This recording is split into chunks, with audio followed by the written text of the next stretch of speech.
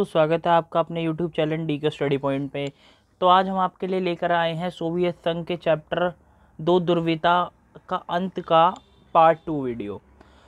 आज इस वीडियो में हम आपको बताएंगे कि सोवियत संघ का इतिहास क्या था, या गोर्बाचेव के बारे में, इन सब चीज़ों पे इन टॉपिकों पे बात करेंगे।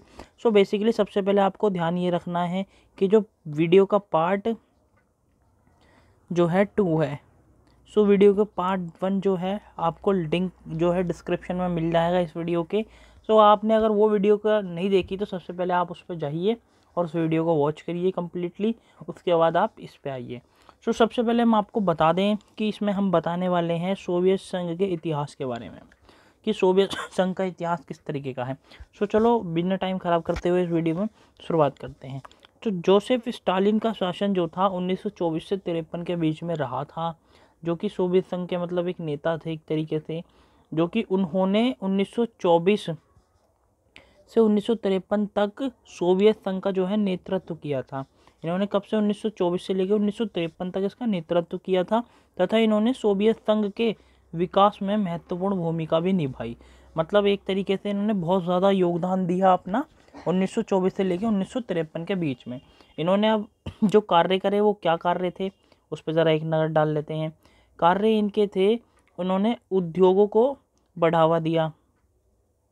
इन्होंने क्या करा? उद्योगों को बढ़ावा दिया। सबसे पहले उद्योगों को बढ़ावा दिया, द्वितीय विश्व युद्ध में जीत दिलाई, खेती का बलपूर्वक जो है समूहीकरण कराया। इन्होंने उद्योगों को बढ़ा दिया, द्वितीय विश्व युद्ध में वो जीत भी दिला दी, और जो खेती का जो है समूहीकरण कर दिया। कि साम्यवादी विचारधारा के अकॉर्डिंग, एक तो निजी पूंजीवादी विचारधारा के निजीकरण, इन्होंने खेती का साम्यवाद कर दिया, वो सबके लिए हो गई। ये इस बात पे इन्होंने ज़्यादा ध्यान दिया।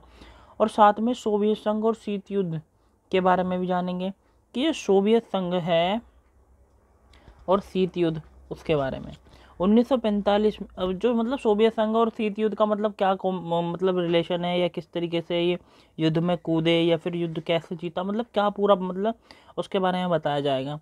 आप जैसे कि देख ही पा रहे होंगे कि 1945 में द्वितीय विश्व युद्ध जैसे ही ख़त्म होने के बाद विश्व में 2 महाशक्तियों का जो है उदय हो गया। एक तो कौन सी थी? यूएसए, और एक थी यूएसएसआर, जैसे आपको पता ही होगा, जिसमें से पहली थी अमेरिका और दूसरा था सोवियत संघ, जैसे मैंने आपको बताया।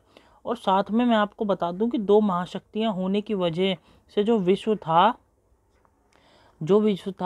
विश्व में शीत युद्ध का दौर आ गया, क्योंकि दोनों की जो थी विचारधाराएं जो थी वो अलग अलग थी विचारधाराएं, जिसके कारण वो जो हैं एक दूसरे से अलग हो गए, बट गए।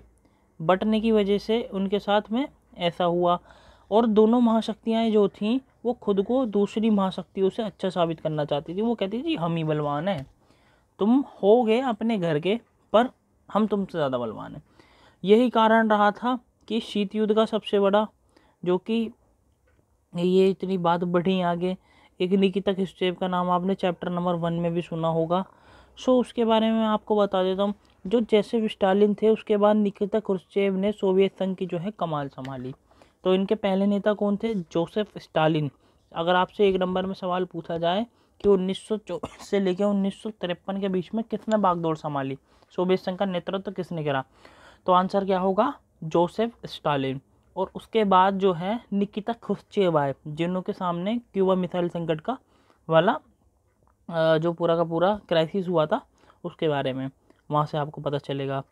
और साथ में मैं आपको इस प्रमुख घटनाएं बता देता हूँ जो कि इनके होने उससे समय रही थी।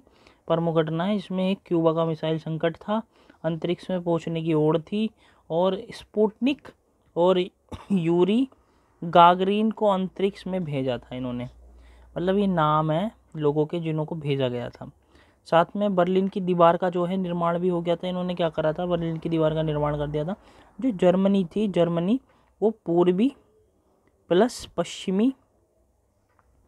पश्चिमी खेमे में बांट दी थी इन्होंने 2 हिस्से हो गए थे, जो कि एक तो साम्यवाद की तरफ थे और एक पूंजीवाद की तरफ थे। थी। और सोवियत संघ पर शीत युद्ध का प्रभाव क्या पड़ा? शीत युद्ध में तो था, और उसके बाद उसका जो है प्रभाव क्या रहा, उन प्रभावों के बारे में भी देख लेते हैं। और सबसे पहले इसका प्रभाव के बारे में बात करूं, हथियार, जब किसी भी युद्ध में इंसान कूदता है या कुछ भी करता है तो पहले सबसे पहले हथियारों को जुटाव करता है। तो इसमें हथियारों के निर्माण पर अत्यधिक खर्चा करने लगे थे ये लोग बाग। इन्होंने क्या करा था कि पश्चिमी देशों से पिछड़ जाना, इनको ये डर लगा था कभी पता चले कि भैया इन्होंने ज़्यादा जो है पश्चिमी देशों से आगे निकलने की कोशिश करी थी, पिछड़ जाना इन्हें पसंद नहीं था, ये कोई भी है। अर्थव्यवस्था का रुक जाना, इस समय ये प्रभाव हो गया था इन्हों के कि ये पश्चिमी देशों से पिछड़ भी रहे थे और अर्थव्यवस्था जो इनकी रुक रही थी, विकास की गति जो थी इस वजह से कम पड़ रही थी भाई, क्योंकि किसी तुम हथियारों में ज़्यादा पैसा खर्च करोगे तो समाज कल्याण में पैसा तो ऑटोमेटिकली कम खर्च होएगा। तो इस वजह से जो है दिक्कतें आ रही थी और देश में समस्याओं के ध्यान ना देना, उस समय ज़्यादा से ज़्यादा ध्यान जो था वो युद्ध की तरफ या फिर हथियारों की होड़ में लगा हुआ था, इसीलिए समाज कल्याण पे ध्यान कम से कम जा रहा था। सो मैं आपको जैसे बता रहा था कि मिखाइल गोर्बाचेव की इन्होंने और मतलब सोवियत संघ का जो नेतृत्व था उसको संभालने के बाद इन्होंने कौन कौन से मतलब सुधार किए या कौन कौन सी ये नीतियों को लागू करे। जो नीतियाँ इन्होंने लागू करी थी उसके बारे में देख लेते हैं। गोर्बाचेव द्वारा सोवियत संघ में सुधार के लिए 2 नीतियों को लागू किया गया। एक तो ग्लास्नोइस्ट थी जिसे खुलापन के नाम से जाना जाता है, तथा एक पेरेस्ट्रोइका थी जिसे पुनर्रचना बनाई गई।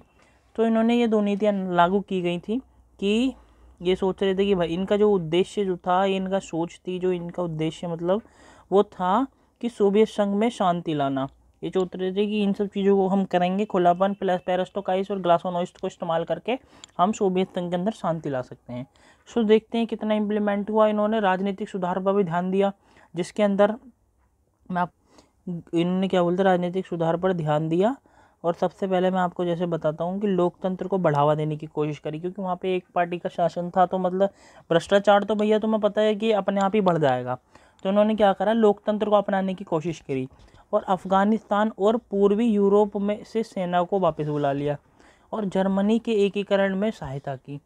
मतलब जो जर्मनी के जो 2 भाग हुए थे, इन्होंने सारी चीज़ें मतलब जो इतने मतलब हाइपर हो गया था मामला कि जर्मनी बट गया, पूर्वी ये वो, और मतलब लोकतंत्र ख़त्म था बिल्कुल, वहाँ पे एक ही पार्टी कम्युनिस्ट पार्टी का शासन था क्योंकि खूब भ्रष्टाचार हो रहे थे। तो उन्होंने क्या करा कि इन्होंने सोचा कि पेरेस्ट्रोइका और ग्लास्नोइस्ट की नीति को अपनाया इन्होंने, और वहाँ पे सबसे पहले इन्होंने राजनीतिक सुधार का कार्य चालू कर दिया। उसमें सबसे पहले राजनीति के अंदर क्या करा, लोकतंत्र को उन्होंने बढ़ावा दिया। अफगानिस्तान से और यूरोप से, पूर्वी यूरोप से अपनी सेनाएं बुला ली, क्योंकि भाई खाली भी लड़ाई वगैरह के माहौल क्यों बनाया जाए, और जर्मनी के एकीकरण में पूरी सहायता या योगदान दिया।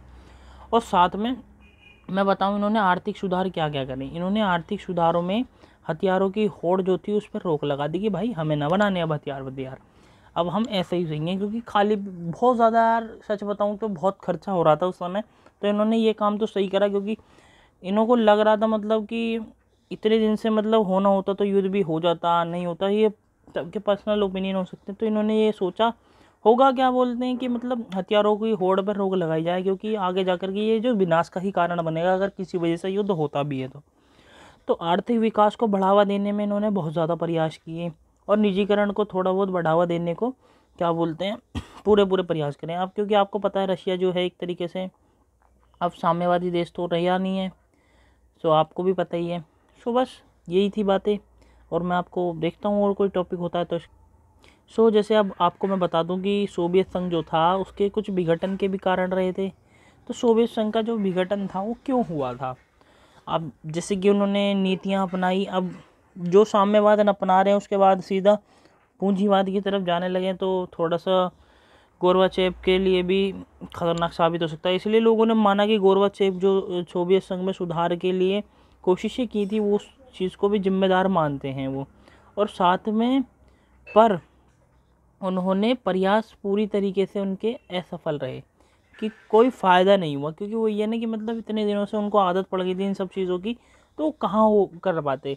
और वह लोग जो यह सुधार चाहते थे उन्होंने कहा कि सुधार बहुत धीरे धीरे हो रहे हैं, और रोज़ जो लोग इन सुधारों का विरोध कर रहे थे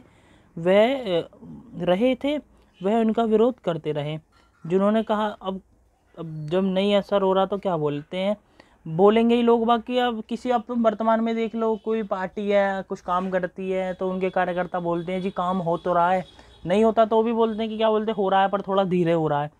तो सबकी अपनी अपनी विचारधाराएं या मान्यताएं हैं। जो जैसा मानता हो, तो हम किसी के बारे में तो कह नहीं सकते। सो इसमें हम बताते हैं आपको कि इस वजह से गोर्बाचेव ने को कहीं से भी समर्थन नहीं मिला और 1989 में बर्लिन की दीवार गिरने के साथ ही सोवियत संघ के विघटन की जो है शुरुआत हो गई। इन्होंने प्रयास तो करे थे। सो यहाँ पे एक चीज़ तो मुझे सफल होती हुई दिखाई दी कि चलो सोवियत संघ का जो है एकीकरण हो गया, लोकतंत्र नहीं अपना पाए तो क्या हो गया, लोकतंत्र बाद में अपना लेंगे। तो साथ में जो है 1991 तक सोवियत संघ का जो है संपूर्ण मतलब पूर्ण रूप से विघटन हो गया। सो यहाँ पे जो है इसका पूरा का पूरा विघटन हो गया। सो विघटन हो गया 1991 में। तो आज की वीडियो के लिए इतना ही काफ़ी है। मिलते हैं इसके बाद नेक्स्ट वीडियो में, क्योंकि वीडियो जो है ज़्यादा लंबी ना हो इसीलिए मैं चाह रहा हूँ कि ज़्यादा से ज़्यादा जो है आप इस चैनल को लाइक शेयर और सब्सक्राइब करें, और जो वीडियोस हैं अगर आपको पसंद आती हैं तो उन्हें लाइक ज़रूर कर दें, जिससे आने वाली वीडियोस का जो है हमें उत्साह बनता रहे कि आप अगर हमारी वीडियोस को लाइक कर रहे हैं, और आप ज़्यादा से ज़्यादा शेयर कीजिए करेंगे, जिससे मैं जल्दी से जल्दी वीडियोस डालूँ, क्योंकि आपके कमेंट जब तक नहीं आएंगे जब तक मेरे अंदर मोटिवेशन नहीं होगा। सो मैं अपनी तरफ से कोशिश पूरी करता हूँ, पर फिर भी आप क्या बोलते हैं, बेल आइकन को प्रेस करके लाइक ज़रूर कर दीजिएगा वीडियो को। धन्यवाद। मिलते हैं नेक्स्ट वीडियो में अगले पार्ट के अंदर।